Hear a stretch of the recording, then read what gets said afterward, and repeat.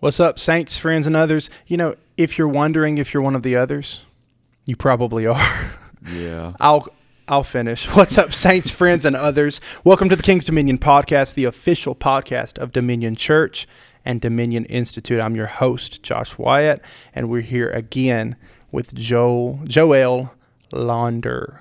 Yeah. You excited to be here? I am always. Yeah. Always They super can't get rid of stoked. me. They can't get rid of you. They were super hopeful that that was it, because we did four parts? 4 in a row. 4 in a row, a month long of talking about spiritual fathers and spiritual mothers and our relationship and spiritual sons and yada, yada, yada.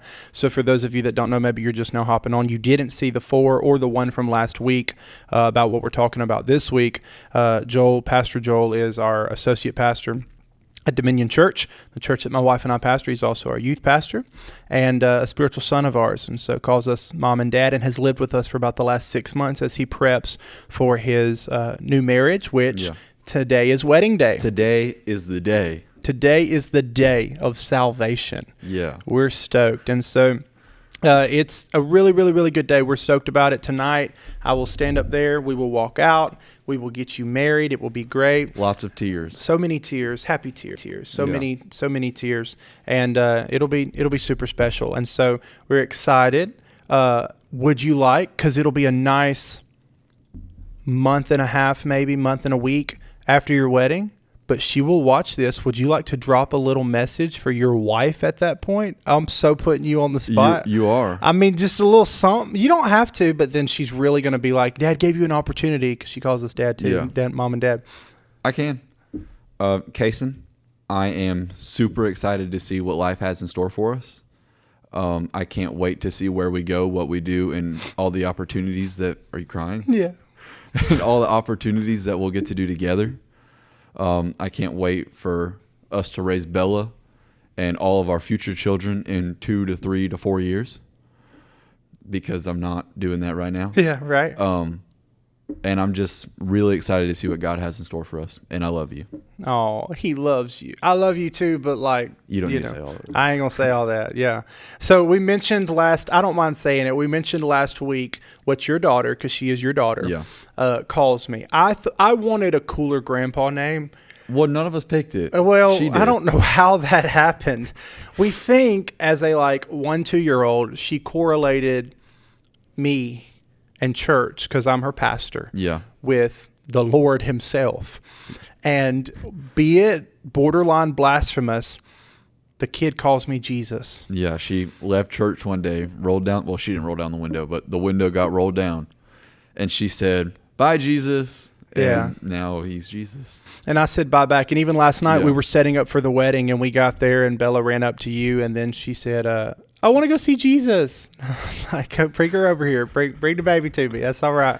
So we love her. We love your whole family. And you'll get married, and you will come home to see Mom and Dad at least 2 or 3 times a week. Yes. So we're stoked about it, and that's super exciting. But last week we started talking about 5 relationships that every king needs in his life. And we started by talking, we kind of painted this after the life of David, King David. And we started talking about, talked a lot about time, talked a lot about relationships, talked a lot about navigating different relationships. You know, not everybody has a right to your time. No. Not everybody has a right to your energy. And you're not a bottomless pit of time and energy. And if you act like you are and never have any boundaries, you will get depleted really quick. Well, right now I work a secular job. Right. And so at work, I work with a bunch of guys, and they'll guys are guys. They'll say things and they want to get a reaction and all of that. And they'll go, "Joel, why do you never react?" And I go, "At the end of the day, you go to your house, I go to mine. I don't think about you. Right. I could care less what you have to say." These are not relationships in my life that I'm really trying to sow into. This is I'm trying to get a check, not a friend here. Exactly. I'm just, and even with that, if you pour continuously into relationships that are not God ordained or are not fruitful, what you're actually doing is robbing from the relationships that God put in your life. Yeah. The amount of times that I've had to learn that hard lesson, because even my wife has looked at me and said, I'm not getting the best version of you because you're pouring into people that don't appreciate the fact that you're pouring into them. Yeah. And, you'll learn that. You'll learn that Kaysen's priority. You know that, but you'll learn that, like, I can't give everybody else everything. And even in our relationship, you're like, look, I'm not going to be pouring into everybody and their mama because I have a wife, I have a kid, I have a spiritual father I need to have that connection with. I have people I need to minister to. And I just can't expend myself with relationships that aren't God ordained or aren't fruitful. Not everybody deserves a right to you, or to your time or to your energy. You've got to be really strategic. And the enemy is on assignment in these days to exhaust ministers. And he's doing that by pushing a lot of relationships your way and trying to make you feel guilty and trying to make you, stretch yourself. And I say all the time, if the enemy can stretch you thin, then the enemy can make you sin. Yeah. And so oftentimes if the enemy cannot, so for example, we know that because of our strong connection, lifelong divine connection, the enemy through the months, I won't say years, but it will be through the years eventually, has tried to sever that, has worked hard to try to cut this thing off. I have found out, and I've discovered this a couple months ago in prayer, if the enemy can't sever a divine connection, he will exhaust you with other relationships where you don't have what you need for that divine connection. Yeah. Like you're so depleted from everybody else and their mama that you come home to dad and you're like, I can't even talk. I'm going to bed. Well, okay, that was a conversation that was God ordained, but you don't even have the energy for it because you poured into people that you didn't need to pour into. You see what I'm saying?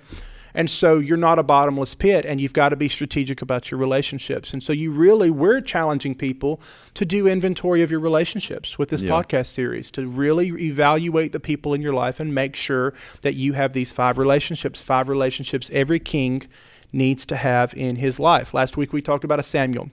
Real quickly, a Samuel's a prophetic voice, someone that sees your future and treats you accordingly, someone who sees something in you that you don't even see in yourself. Samuel recognized David's destiny when David didn't see it himself.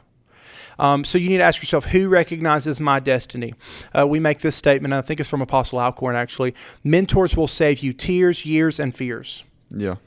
And then we say this, of course, that the mentee must pursue the mentor. I've told you a million times, I love you. I love you more than like most people besides my biological family. You are very special to me. I ain't going to hunt you down. No, and I think I said it in your kitchen one time, which is rare. Usually our talks are in the living room. Right. Or hotels. It's an open floor pan. Yeah. But you were I got a text. And you were talking, and I was talking about divine connections. It's your mom. And I was like... It's not important, though. Keep going. You're so good. And I was like, if you start chasing me, you go backwards. If I start chasing you, you pull me forwards. That part. So if I'm running hard after God as the spiritual father, and you're behind me, and you're chasing after me, we're moving forwards. If I've got to turn around to start chasing after you, I'm going backwards, which subsequently makes you go backwards. The way that this works and we advance in the kingdom is I keep moving forward and you stay on my coattails. It's Elisha's job to follow Elijah. It was Ruth's job to follow Naomi. It's Timothy's job to follow Paul. It's not the spiritual father's job to turn around and go, you good? You come on now. And I'm not going to do it. I'm not going to do it. It is the mentee's job that they must pursue the mentor. And the proof of desire is pursuit. Yeah. If you desire a relationship with me, you will pursue. You will ask for lunch. You will show up at the house. You can do that. Y'all don't do that. Well, even with that, I mean, you get it. But even with that, I mean, last time I checked, growth doesn't come from going backwards somewhere. Right. You got to keep moving forward. You got to move forward. You got to keep chasing on my coattails. And that's the thing is, you'll never reach a point where you're like, I'm capped out. Like, I don't have anything to learn. I don't have anything to grow. I'm still learning. I'm still growing, And that's one thing I appreciate about you is you're hungry and you're going to stay hungry. And I told you the other night, we were talking about something, because it's not abnormal. We read our Bible every night. And when you have your Bible time, it's not abnormal because you go upstairs. And even when you live in your own house, you'll do this for me to text you and say, hey, what'd you get out of your Bible time tonight? Just to hold you accountable, but also to kind of prick, like, what's God talking to you about? Kind of prick your heart and kind of dig a little bit. And you were telling me some revelation you got from Scripture and what God was telling you. And I think I texted you and was like, I so appreciate that you're still growing. Yeah. A year into reading the Bible every night and you're still growing, don't ever stop. Don't ever stop. And we're never going to stop. So that's a Samuel, somebody that sees that in you, pulls it out of you and says, let's keep moving forward. All right. Second relationship though, and we have this, is a Jonathan. Absolutely. Everybody talks about David and Jonathan. Hey, Jonathan is a covenant person, okay? It provides emotional support and stability. It is someone that I trust with my life and my vulnerabilities, okay? Somebody that knows the real me, that I trust with it all, okay? There are things, and we don't keep secrets from our spouses. That's the other relationship. But there are things that you know about me that the only other person on the planet that knows about me is Hope Wyatt. Yeah. There are things that I know about you that the only other person on the planet who should know about you are Kason Edmonds, Kason Launder. Yeah. After today. That's it. There are things, like, we're that close. It's a relationship. Somebody that is so knit to you, you know, somebody that is so close that you can be real and vulnerable with. And I would really caution people, though, this isn't your spouse. This is in addition to your spouse. This doesn't replace your spouse, but this is in addition to your spouse. David is a male. Jonathan, a male. Yeah. This is a same-sex relationship. This is not like that. You get it. But this is a relationship with two people of the same gender, a connection that are two guys or two girls. In addition, not to replace your relationship with your spouse, but in addition to that, somebody that, you know, you can even look at your spouse. Like, I mean, I was struggling with something the other night or week or maybe a week ago. And Mom, my wife, asked me, she said, "Do you need anything from me?" I said, "I think I'm going to call Joel down because you were upstairs." Yeah. And she said, "No worries. Do you want me to go get him?" She's not threatened by how close we are because I'm equally close to her. Yeah. It's a different kind of relationship. Okay. And if in the moment I need you or you need me, Kason's not threatened. Mom's not threatened. There's no issues there because everybody knows how close we are. Everybody needs a Jonathan. A relationship with a Jonathan provides emotional support and stability. A lot of times, and we've been clear, this isn't a friendship, but a lot of times for other people watching, this comes in the form of a friendship, okay? Yeah. A covenant friend. It's a covenant relationship. Somebody I trust, somebody of the same gender that I trust with my life and with my vulnerabilities. I, being raised in a ministry family, developed not the family, but just this mentality, don't let them see you break. They're watching. People are always watching. And, you need to always be smiling and keep it together because you're the pastor and you've got to be cool. And the only time I have broken completely to someone besides my spouse in the last 2 years was to you. Yeah. 2 months ago. And you looked at me later that night in tears because that meant something to you. Don't cry. It's okay. I'm not crying. Okay, I'm just making sure. And so that meant something to you, and you looked at me in tears that night and said, "You didn't have to let me in. Thank you for letting me in. And because of that, please know I'm not ever going anywhere." Because I don't let people in. Yeah. And because I don't let people in, like when I let them in, they leave. That's what people do, They go in. They mess some things up, and then they leave. And so that is when really in my heart and in my life, I was like, that's somebody I trust with my life, with my vulnerabilities, with anything. I mean, completely broke down to you even as a son. So it's a covenant thing. It's a covenant person. And I'll say this, covenant is two things. It's reciprocal and mutual. If it isn't those two things, it isn't covenant. Okay, it's not a one-sided relationship. And so in our relationship, you more than me because I'm dad. Yeah. But in our relationship, we have many times cried to each other. I have held you while you cried on my arms way more than we need to talk about on this podcast. Okay. And probably will way more in the future. Okay. Yeah. Because that's part of it. That's how that works. But you can be completely one of the moments that I knew that you were, that we were developing that relationship was when you actually started, you won't even think anything about this, but usually when you start crying, you look down and you like swallow and you go, "I'm not going to cry." And I'm like, "You can." And then you cry. Then you bawl your eyes out, right? But recently, maybe a few weeks ago, you started crying and you didn't think twice about it. There wasn't that, "I don't want to cry." Because usually you say, "I'm not going to cry," and I say, "It's okay, you can cry," and you go, "But I don't want to." And then eventually you do. Like you cry afterwards. But the last time that we had a really good heart-to-heart. Tears. I didn't even say. Without even saying. And I'm then just crying. He trusts me. There's that vulnerability. He trusts me. Who can you be vulnerable with? When you need to get real, Who is that person that you can call and be completely vulnerable with? And that's us for each other, okay? It's got to be mutual, though. You can do that for me, and I know now that I can do that for you. And that you'll never look at me differently. Because, again, in the situation I'm thinking about, I had been there for a lot of people that time. Yeah. I mean, I had been there for a few hours for a lot of people in a very heavy situation.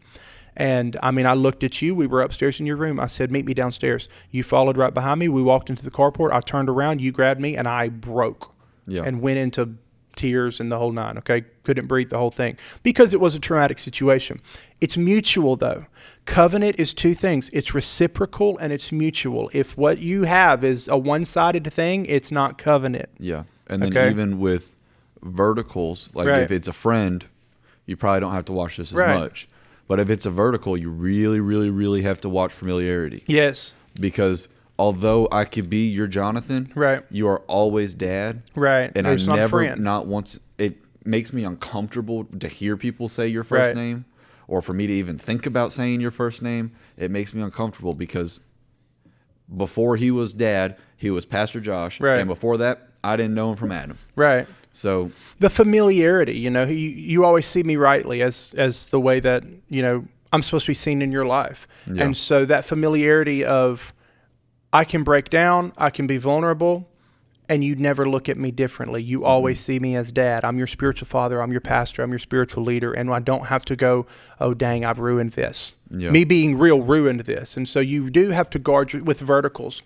You do have to guard which you do incredible about. You do have to guard yourself with familiarity. But the scripture reference for David and Jonathan, 1 Samuel 18, verses 1 through 4, NLT says, after David had finished talking with Saul, he met Jonathan, who was the king's son, and there was an immediate bond between them. Come on, that's a Jonathan, an immediate bond between them. For Jonathan loved David. From that day on, Saul kept David with him and wouldn't let him return home. And Jonathan made a solemn pact with David because he loved him as he loved himself. Who do you love as much as you love yourself? Yeah. I mean, truly. I love Hope Wyatt like I love myself. I love Joe Launder like I love myself. Like literally, as much as my biological kids, I love them like I love myself. I love my wife like I love myself. And the only other person I can say that I would like lay anything down for is Joe Launder. That's a Jonathan. Yeah, well, even that being said, I think it's some wisdom to say, like, if you're having a hard time finding a Jonathan relationship, really check to see if you actually love yourself. Right. That's good. Because how can you love God? God may not bring you somebody because it'll be a toxic relationship. God may not bring you somebody to love like you love yourself when you don't even love yourself. So maybe you don't know how to love your Jonathan. Yeah. Because you don't even love yourself. And then God's like, no, I ain't throwing another person into that because it's a mess waiting to happen. Yeah. So you need a Jonathan. Verse 4, Jonathan sealed the pact by taking off his robe and giving it to David, together with his tunic, sword, bow, and belt. So they exchanged gifts. That's covenant. ESV, it says this, as soon as he had finished speaking with Saul, back to verse 1, the soul of Jonathan was knit to the soul of David, and Jonathan loved him as his own soul. And Saul took him that day and would not let him return to his father's house. Then Jonathan made a covenant with David because he loved him as his own soul. And Jonathan stripped himself of the robe that was on him and gave it to David, and his armor and even his sword and his bow and his belt. KJV, we'll just read verse 1 through 4 again. And it came to pass, when he had made an end of speaking unto Saul, that the soul of Jonathan was knit to the soul of David, and Jonathan loved him as his own soul. And Saul took him that day and would not let him go no more to his father's house. Then Jonathan and David made a covenant, because he loved him as his own soul. And Jonathan stripped himself of the robe that was upon him and gave it to David and his garments, even to his sword and to his bow and to his girdle. So that being said, there is a supernatural, you can't fake a Jonathan. This ain't just your good friend that you developed a friendship with and y'all laugh together. This is supernatural. Yeah. There's a supernatural knitting of souls that takes place with somebody that you're like, man, that is supernatural, It gets scary for mom because we finish each other's sentences. And right now, up until tonight, we all live in the same house. And so when we're all in the room, and even still, we'll all be in the room. I mean, between you coming to the house a couple times a week and then also church, which we do 3-4 times a week. Literally. We'll see each other often. But that being said, we finish each other's sentences. We say things at the same time. Like, it's really scary. But it's not even just because we developed a relationship. I truly believe supernaturally God took your soul and took my soul and knit them together for eternity. Put the two things together.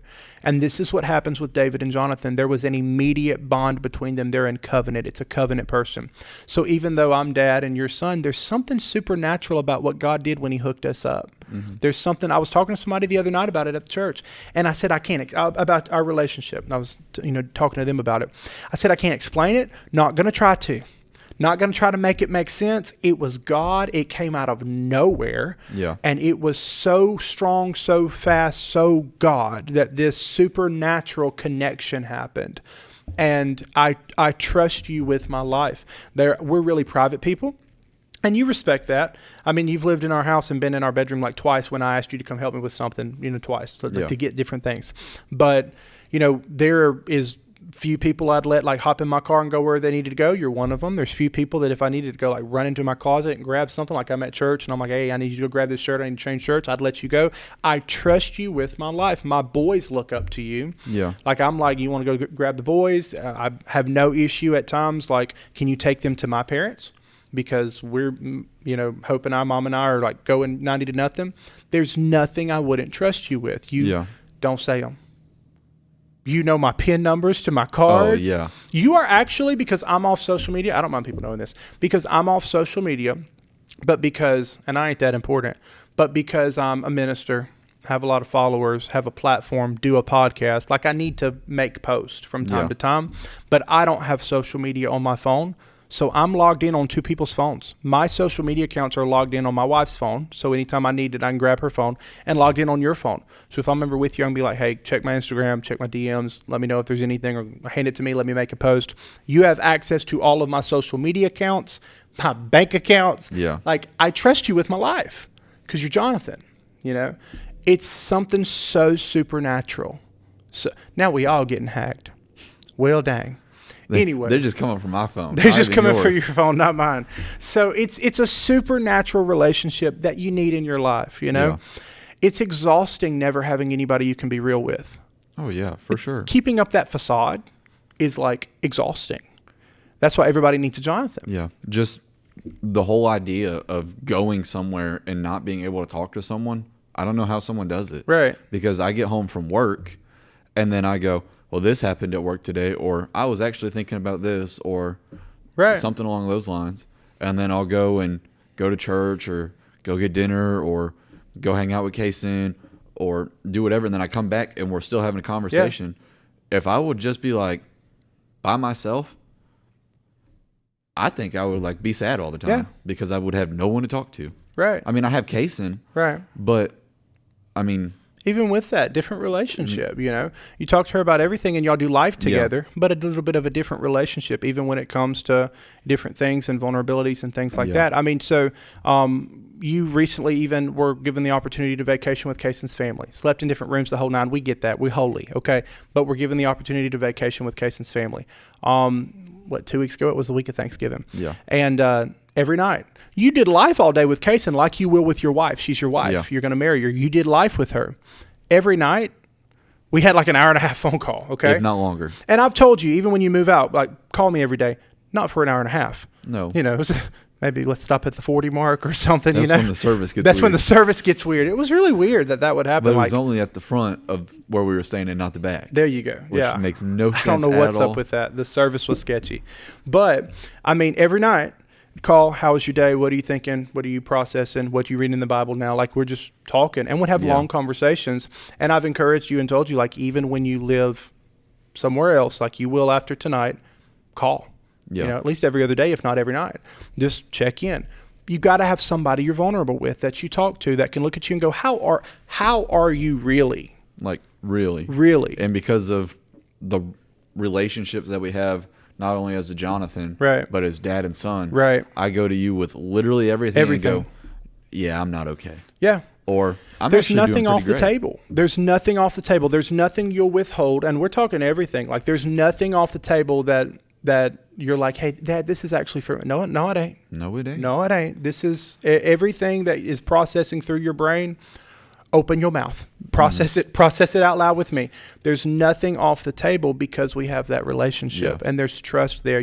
There's no judgment or anything like that either. And then we both know, just with the whole processing thing that you brought up, for me personally, self-processing never ends well. Right. Get it out. Because I like to go to the very extreme. Yep. There's no like baby steps. It's either someone's real good or they dying. Yeah, you be like that. But I've noticed that things feel so big in your head until they come out of your mouth, and then you can wrap your hands around them and go, oh, this is not as big as I thought it was. Like, I've got this now. So again, who can you talk to? Who's your Jonathan? Who is somebody that you can completely be yourself with? Who is somebody that when life isn't good, okay? Because the Bible says that some of these relationships are for the bad times, okay? When life isn't good, you can call. I mean, the amount of times that you've looked at me in tears and I said, are you good? And you're like, I need a hug. When you need a hug, who you calling? Yeah. I mean, I'm not just talking about your spouse. Ladies, when you need a hug from a girlfriend, who are you calling? Bros, when you need a hug from a guy, who are you calling? Okay? When you need to call and be like, can I just cry? Who is that for you? Or drive. Yeah. Can I just go for a drive? Hop in the car. The amount of times I've looked at you say, get in the car, let's go for a drive. Yeah. You need a Jonathan. And we're praying that you have one. Evaluate who that is for you, and we'll talk more about it next week.